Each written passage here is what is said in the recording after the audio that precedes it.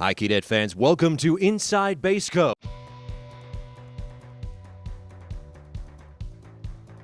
I was an infielder my whole life.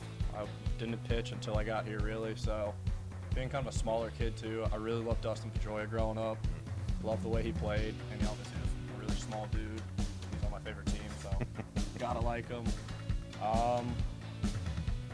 I loved him the most. I guess pitcher-wise, I watched a lot of Pedro Martinez highlights. My dad loved him. Just a bunch of old dudes too. Like, my dad's an old head with all that, so I got a lot of exposure to those guys growing up too, which was really cool. Bunch of old dudes talking like Yastrzemski, Williams, those guys. Fred Lynn, Jim Rice, all of them. I always grew up watching, obviously, highlights of Cal Ripken Jr. But another one that I tell Trey Morgan, another Orioles fan, Manny Machado. I've always liked the strength in his arm, and he's got like a certain swagger to him on the field. And I also kind of adopted a little bit of that Dustin Pedroia type of mentality, chip on the shoulder early on, which I think is always good to have as a young player. Growing up, I picked number 14. My brother was 15, and then I kind of went with 14, not only because I couldn't get the number 15, but also I'm a huge Cubs fan. Ernie Banks, the greatest ever to do it, Mr. Cub, and Pete Rose as well. Those are two guys I kind of think are the epitome. If you could take two people you could try to strive to be like, I think it would be Ernie Banks, Pete Rose. Ernie Banks with the let's play two attitude, and then Pete Rose, of course, Charlie Hustle, speaks for itself. I've never had nearly enough talent as compared to my teammates and everything like that, so I've had to try to play with a chip on my shoulder, try to get the extra, 90 feet, whatnot, just kind of like Pete Rose did. Be a contact guy, be a grinder, and then Ernie Banks, just, I love the Cubs, what he did for the organization, everything, I just thought unbelievable.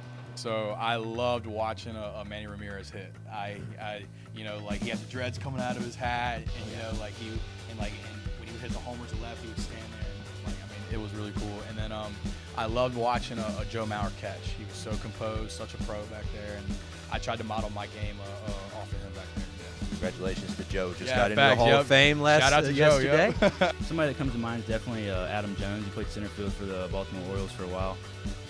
He just did a really good job of when he got in between the lines, he was having fun, and he showed it. He was always laughing. He always had a smile on his face, and I usually try to do that myself. So yeah, I definitely try to model my game after him a little bit. The easy one to say is Derek Jeter. Growing up, he was the first player that I saw who really embodied what it was like to play hard every single day. And then next to Jeter, my favorite player, Barry Bonds, home run king. I like his simple approach to hitting. I think in something so complex that it's easy to get tied around in a lot of different mechanics that are probably useless in the long run, but his ability to simplify it, and obviously he was very successful. And then to my hitting coach back home, Ron Mauer, he's been probably the biggest influence. He really showed me the mental side of the collegiate side of baseball.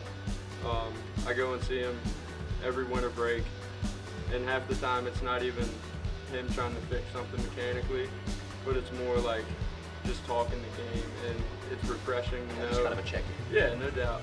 And it's refreshing to know a guy like that who had a lot of success in college for the Tar Heels and played some pro ball, but he is a genius baseball mind, and he's a guy that I really look up to.